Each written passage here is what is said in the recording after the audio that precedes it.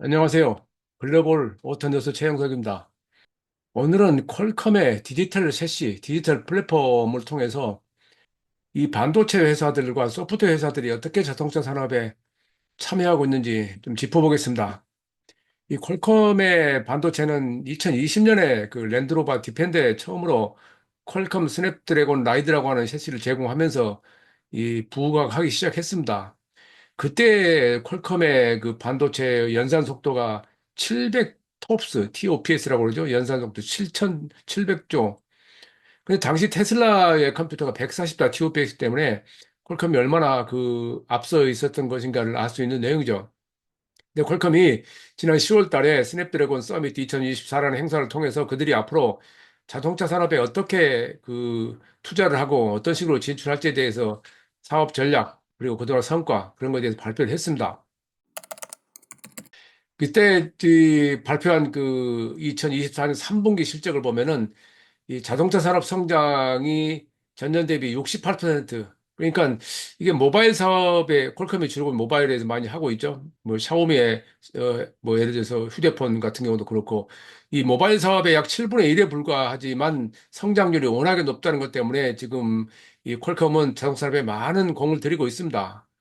그래서 이 퀄컴은 그 회계연도로 작년 10월부터 9월까지 하고 있는데 그 회계연도 연간 성장률 55%다 그러니까 아주 탄탄한 성장률을 보이고 있죠. 그리고 이제 매출로 보자면 그 회계 2024 회계연도에 29억 달러. 그러니까 이 수치를 보면 그렇게 큰 수치는 아니지만은 성장률로 본다면 굉장한 것이라고 지금 그들은 스스로 평가를 하고 있습니다. 당장에는 샤오미라든가 소니, 혼다, 모빌리티, 그리고 BMW 등이 있는데 기존에는 사실은 이 BMW가 모빌아이를 주로 사용을 했었습니다. 근데 BMW가 이것을 최근에 이 퀄컴으로 바꾸면서 이 퀄컴의 입지가 굉장히 강화됐고 지금 엔비디아와 함께 경쟁을 하고 있는데 사실 엔비디아는 레벨 4 이상의 그 좀 고가의 반도체를 주로 하죠. 그렇게 시장 점유율이 5% 정도밖에 안 됩니다. 근데 퀄컴은 그 중간에서 모빌아이의 자리를 뺏어왔고, 모빌아이가 이 존재감이 조금씩 떨어지면서 퀄컴의 존재감이 오히려 강해지고 있는 그런 상황입니다. 그러니까 이 분야에서 여러 이제 차량용 반도체를 공급하는 회사들이 있지만은 지금 여기서 말하는 것은 고성능 반도체를 말하는 건데 이 분야에서 앞으로 상당히 많은 발전이 예상이 됩니다. 그러니까 이 그림에서 이 우리가 알 수 있는 것이 원래 이제 자동차에는 40개에서 70개, 많게는 100개 정도 ECU가 있었습니다. 그 ECU가 각각 따로따로 제어가 됐었는데, 테슬라가 2019년에 모델 3의 그 새로운 플랫폼을 개발하면서 그 이 ECU 통합 제어기를 세 개로 통합해버렸습니다. 이게 오른쪽에 사진에 보면 이제 커넥티비티 제어기가 있고, 자율주행 고성능 제어기가 있고, 통합 콕핏 제어기가 있습니다. 이건 이제 그냥 HPC, 하이 퍼포먼스 컴퓨터, 고성능 컴퓨터라고 말을 합니다. 세 개 또는 네 개가 있는 그런 상황이 되는데 이게 지금 자동차 회사마다 그 전략이 약간 다르긴 합니다만은 이것을 자동차 회사 스스로 갈 수 없는 상황이고 이것은 어디까지나 플랫폼입니다. 우리가 말하는 플랫폼. 그러니까 이 아키텍처에서 하드웨어에 속하는 겁니다. 이 하드웨어를 만드는 회사가 퀄컴 등 엔비디아 등 모비라 등 이런 회사들입니다. 이게 이제 구글 클라우드 같은 회사하고 소프트웨어 회사도 연계돼서 소프트웨어를 같이 뛰어들고 있는 것이죠. 근데 이런 상황에서 이 스냅드래곤, 퀄컴은 스냅드래곤이라는 이름을 통해서 그들의 디지털 플랫폼 전략을 펼치고 있습니다. 지금 주로 하고 있는 것은 이 스냅드래곤 콕핏, 그러니까 인포테인먼트용 그 이 디지털 세시가 앞서 있고요. 장차 이걸 통해서 오토 커넥티비티, 또 스냅드래곤 라이드, 또 카투 클라우드 이런 식으로 좀 발전을 시켜 나가겠다 하는 건데 이게 이제 그 자동차 회사에 따라서 모두 다 채용하는 데가 있고 일부만 채용이 되어 있습니다만은 이 우선은 A-C 시장에서의 경쟁력을 내세우는 게 지금 추세입니다. 그러니까 콕핏을 위해서 인포테인먼트 시스템을 위해서는 이미 상당히 많이 발전해 있고 그 상황에서 시장 점유도 많이 높아졌기 때문에 이 장기적으로 이 경쟁력을 확보할 수 있는 것은 ADAS다라는 그런 개념에서 이 힘을 쏟고 있는데 그 퀄컴의 특징은 개방성이라고들 이야기를 합니다. 그러니까 티어 1이 원하는 대로 그 모든 기능을 구축해 준다는 것인데 이게 이제 이 반도체가 그 수명 주기가 짧기 때문에 이런 일이 벌어진다고 그쪽의 전문가들 이야기합니다. 그래서 그 분야에서 경쟁력 강화하기 위해서 그 소프트웨어 회사 비오니어를 인수해서 이 소프트웨어 스택을 확보했고, 이런 것들이 앞으로 퀄컴은 스스로 자신들이 제품이 자동차 회사들, 그리고 더 중요한 티어 1에게 무엇을 제공하느냐에 대해서 그런 것을 강조할 수 있다라고 이야기를 하고 있습니다. 그리고 이제 좀 더 이제 발전한다면은 생성형 AI 지원을 강화해 나간다는 얘기입니다. 그러니까 IVI, In Vehicle Infotainment. 그러니까 요즘에는 이제 인포테인먼트 시스템에서 LLM, 거대 언어 모델이 도입되면서 생성형 AI에 대한 이야기가 많이 거론되고 있죠. 이 분야에서 또 등장되고 있는 NPU, 이제 Neural Processing Unit, 그러니까 신경 처리 장치라고 하는 건데 이 성능도 빨리 이 속도가 향상되면서 결국은 이게 이제 엔드 투 엔드, 맵리스 이런 식으로 이어지게 되죠. 그러니까 그동안의 과거 우리가 생각했던 자율주행 개념에서 인식, 분석, 처리 이런 프로세스를 거치지 않고 그냥 처음에 인식부터 마지막 이 처리까지 그냥 간다는 그런 얘기가 되는데 이 결국은 ADAS 그리고 자율주행 AI를 강화하는 것이 상당히 중요한 이 핵심적인 요소로 이제 생각들 하고 있는 것 같습니다. 그러니까 자꾸 말씀드리지만 자율주행은 여기서 말할 때 레벨 5로 간다는 전제적으로 하는 게 아니라 레벨 3, 레벨 4 이 과정에서 계속해서 탑재가 되겠죠. 채용이 되겠죠. 그것이 어느 정도 사용될지에 대한 상관없이 이것 자체가 산업으로서 인식이 되고 있고 자동차 회사들은 이것을 스마트카라는 이름으로 자동차에 채용함으로써 소비자들한테 이 세일즈 포인트로 삼고 있는 상황이기 때문에 채용하지 않을 수가 없죠. 이제 사실은 이제 그 따져보면 그렇기 때문에 지금 당장에는 인포테인먼트 시스템에 더 비중을 둘 수밖에 없죠. 우리가 당장에 스티어링 휠에 손을 떼고 또 발을 떼고 달릴 수 있어도 이런 것들이 완전히 손을 놓고 달릴 수는 없기 때문에 그 전에 가능한 인포테인먼트 시스템에 더 강조를 하고 비중을 두고 있지만은 사실은 그런 것들을 만으로는 할 수 없기 때문에 장기적으로 이런 식으로 발전을 시켜 나가는 것입니다. 그리고 이제 준비하고 있는 게 2025년 출시를 목표로 하고 있는 스냅드래곤 라이드 엘리트라고 하는 게 있는데 신경처리 장치에 사용하고 이 신경처리 장치가 기존 제품 대비 6배 향상된 연산 처리 성능을 제공한답니다. 그러니까 스냅드래곤 라이드 전체로는 12배 성능이라고 이야기를 하고 있는데 거기에 대해서 이제 그 구체적인 수치가 나와야 겠습니다만 어쨌든 이 라이드 엘리트는 40개 이상의 다양한 센서를 모두 다 커버한답니다. 그러니까 이게 이제 존 타입이라고도 하고 센트럴라이즈 중앙 집중력을 하고 여러 가지 용어를 쓰긴 합니다만은 이 센서를 모두 처리하고 제어할 수 있기 때문에 자동차 회사 입장에서는 또는 티어 1의 입장에서는 상당히 좋은 조건이라고 할 수 있겠습니다.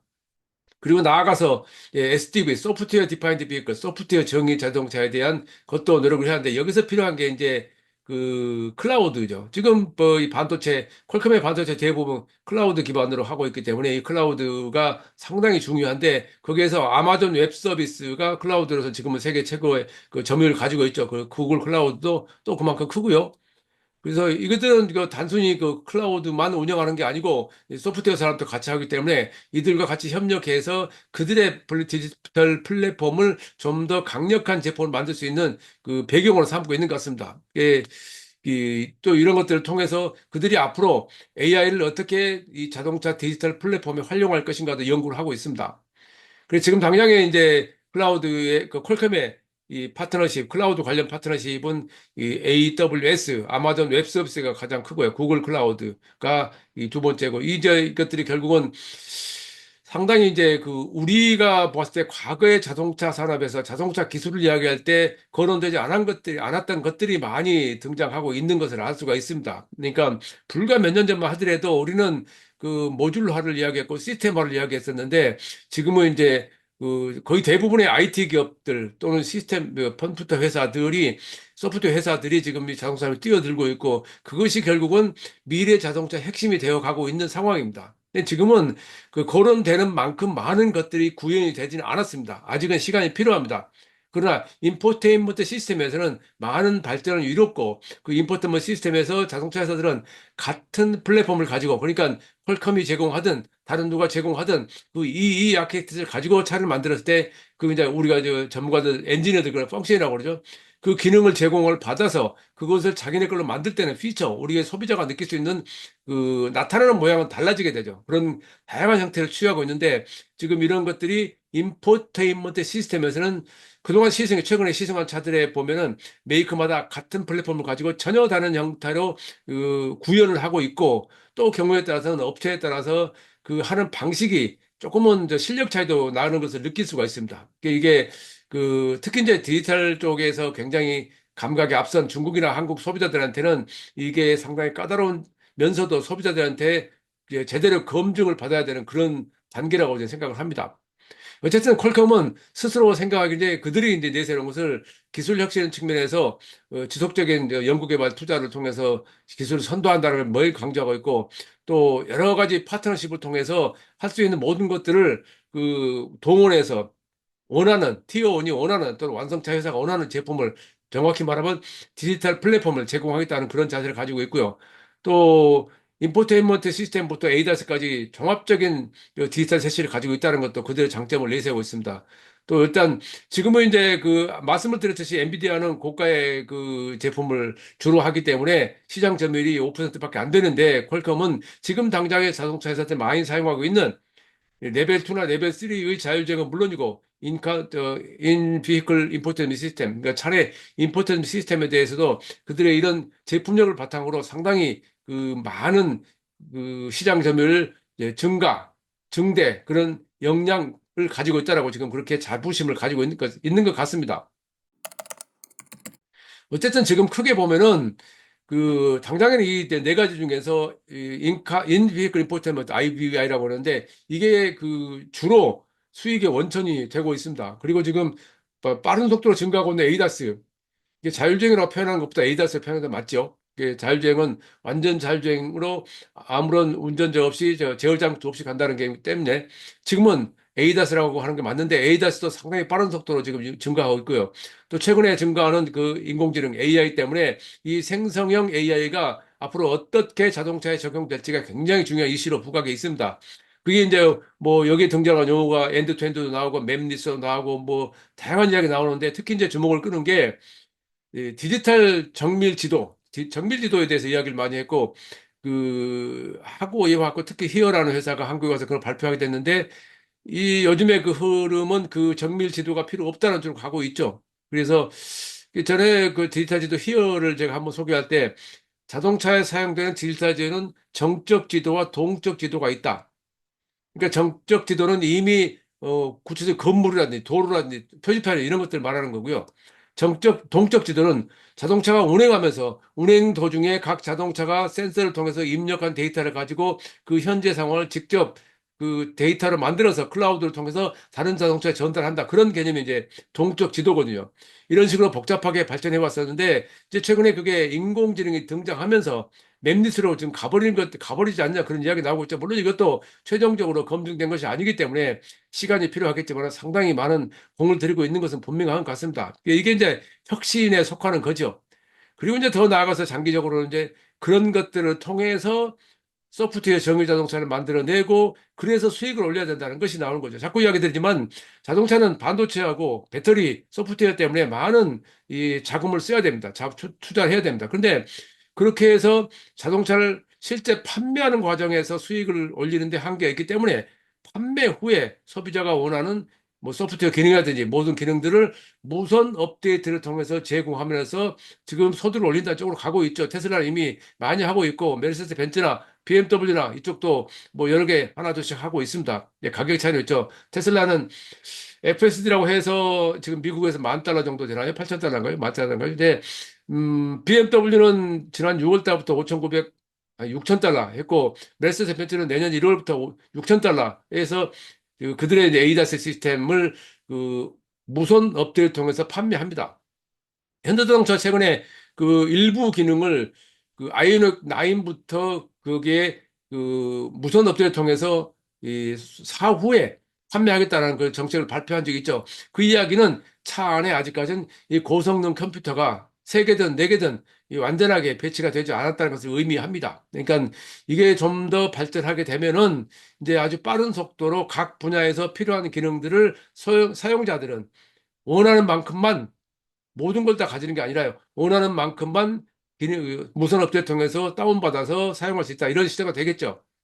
과연 이제 지금은 이렇게 그림이 그려져 있습니다. 그런데 이제 그것을 어떻게 현실화시키고 구현화시키냐는 앞으로의 자동차 회사, IT 회사, 반도체 회사, 이것들의 그 마케팅 전략에 따른 것 같습니다. 그러니까 피할 수는 없죠. 지금 상황이 이미 전기차로 전환은 피할 수 없는 상황이 됐고 그 상황에서 이 고부가가치를 내던 완성차 회사들이 새로운 형태의 수익을 내야 된다는 것이 있고, 거기에 동참하고 있는 퀄컴 같은 엔비디아 같은 이런 반도체 회사는 물론이고 구글 클라우드나 마이크로소프트 같은 소프트웨어까지 모든 회사들이 지금 다 뛰어들고 있는데, 그 뛰어드는 상황에서 그 앞으로 어떻게 이 자동차 산업이 발전을 될지는 두고 봐야 됩니다. 그걸 모든 것을 당장에 그렇게 될 것이다라고 단정 짓는 것은 어렵다고 생각합니다. 우리가 그동안 많은 전자제품이 등장했다 사라진 경우를 많이 봤지만은, 그런 것들이 앞으로 그 이제 검증 과정 거치고 새로운 형태로 협업이 이루어진다면은 무엇인가 새로운 것들 반응한다라고 기대는 할 수 있겠습니다만, 그렇게 쉬운 문제는 아닙니다. 어쨌든 퀄컴은 이런 상황에서 그들이 주도권을 잡고 실제 당장의 시장 점유율이 높은 그런 분야에 참여를 해서 자동차 회사들에게 접근하고, 자동차 회사들은 그들의 제품을 사용해서 그 앞으로 좀 더 많은 사용자들에게 이 소프트웨어 비클, 디파인드 비클로서의 역량을 보여주겠다는 쪽으로 지금 움직이고 있습니다. 앞으로 이런 것들이 어떻게 어떤 결론을 낼지 그 뉴스가 등장할 때마다 여러분들께 전달드리겠습니다. 최영석의 글로벌 인사이트, 다음 시간에 뵙겠습니다. 감사합니다. 구독과 좋아요 클릭 부탁드립니다.